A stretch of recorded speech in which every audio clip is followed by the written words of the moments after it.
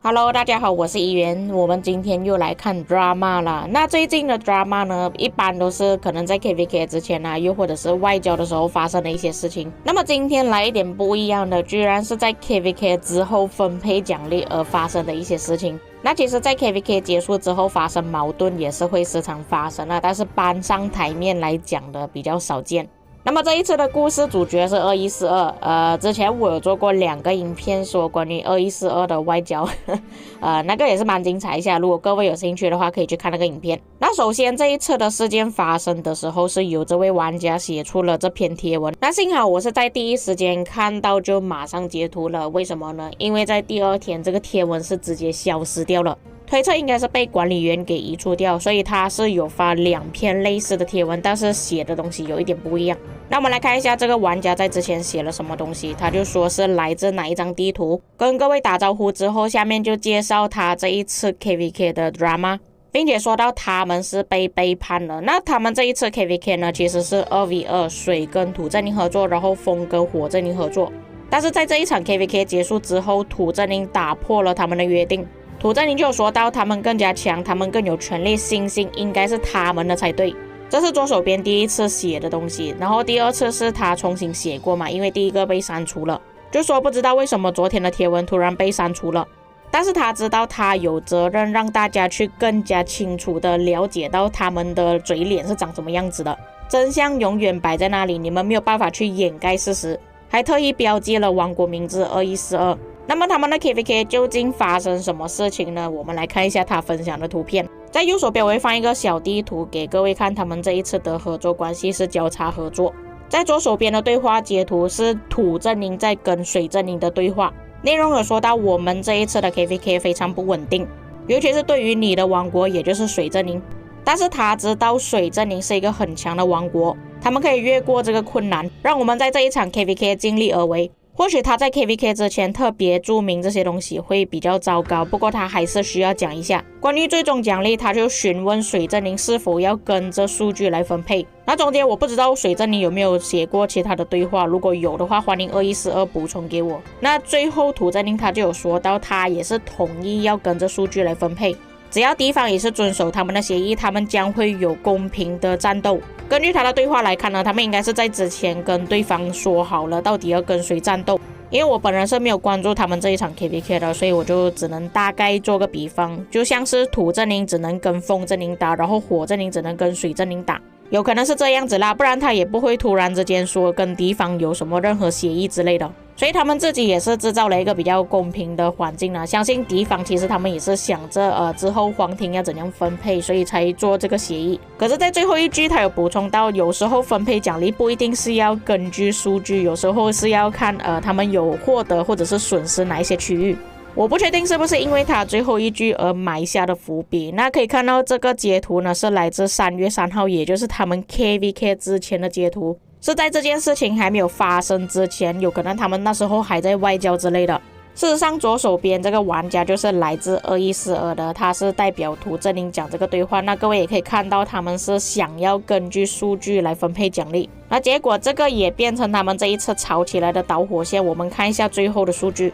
老实说他们这个数据是真的做到很完整也很整齐，有包括战力损失了多少，然后击杀积分，有包括 T4 跟 T5 的击杀，还有阵亡的部队，全部都有清楚的写出来，除非他这个数据造假啦，不过我觉得写的这么详细不太大可能有造假。那总共是有分成3排，第一排是关卡4的时候有写上日期战斗了多久，第2排是关卡7到皇庭的时间，最下面它是直接算了总数，但是没有包括温泉了。根据最后的数据来看，土阵营是绿色的，水阵营是橘色。为什么他要放橘色？放蓝色不好吗？那水阵营的击杀虽然是比土阵营还要少了那么一点点，但是他们损失的战力其实比土阵营还要更多。那假设他们这一场 KVK 在一开始就说要根据击杀来做分配的话，那这一次的最终奖励应该是属于土阵营的才对。不过你们也看到刚刚我分享的截图了，他们是根据整个数据。那整体数据来看呢，水阵营他们损失了这么多，照理来说水阵营是应该要拿到最终奖励才对。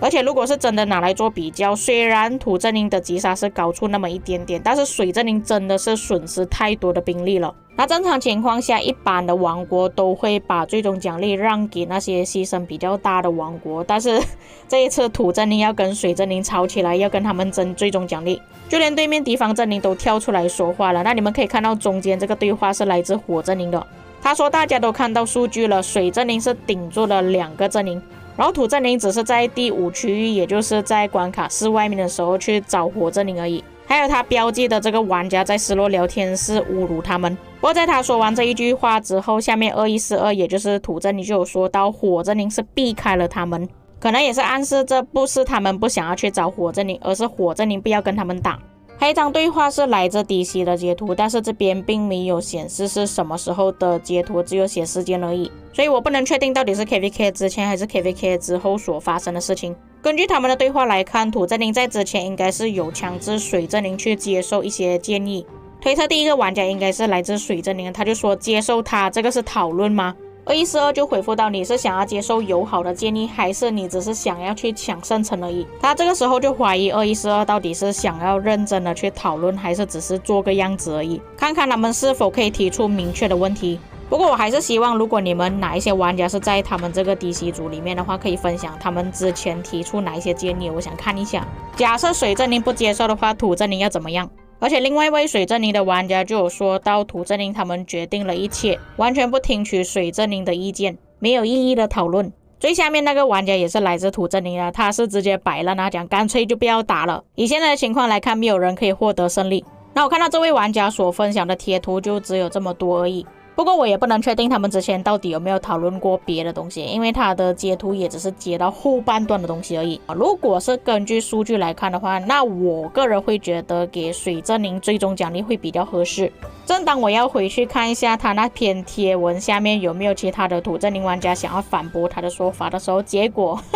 那重新写过的那个贴文也是被删除掉了。也就是说这2篇东西呢，你们是已经完全看不到了，就直接完全断了这个对话，我想要看土阵营反驳都没有办法。我也不确定为什么管理员要移除掉他的贴文，因为其实在讨论区那边呢，还是有不少的 drama 或者是一些嘲讽的话，依然还是会出现在讨论区，就偏偏他的贴文就一直被删除。所以或许有一些玩家是不知道这件事情的 drama。不过其实除了这位玩家有写贴文之外，还有另外一位玩家应该也是来自水阵营的，也是有写相关内容，而且他这个贴文是专门针对2142的